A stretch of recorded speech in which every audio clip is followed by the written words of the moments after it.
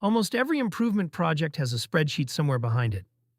Tickets, timestamps, exports, nobody is looked at properly. The data playground is where you drop that file in and let the platform tell you what's in it before you write a single formula. From the assignment, the same go-to menu we used for the toolkit has a data playground entry. And that opens this project's own playground. You can tell from the breadcrumb. It still points back at support tickets, first response time. Whatever we find in here can be pushed back into the assignment and its tools. Upload data. This is a real export from Heliodesk's ticket system. 220 tickets, 5 columns.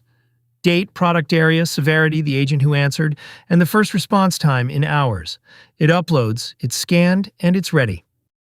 Open it, and here's the profile. Every column typed automatically. Date came in as a date time. Product area, severity, and agent are categorical, with 5, 4, and 6 distinct values, and first response time is numeric. Now read that row. 128 distinct values, no nulls anywhere, a minimum of 0.8 hours, a maximum of 41, and a mean of 9.18. There it is, the 9.2-hour baseline we wrote into the charter, confirmed by the raw export. Underneath, the platform has already read the data and proposed 9 things worth looking at. Majority shares, rankings, outliers, trends. No formulas, no pivot tables.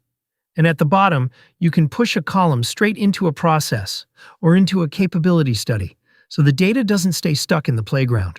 Next lesson, we run those suggestions and find out which corner of Heliodesk is actually dragging the average up. See you there.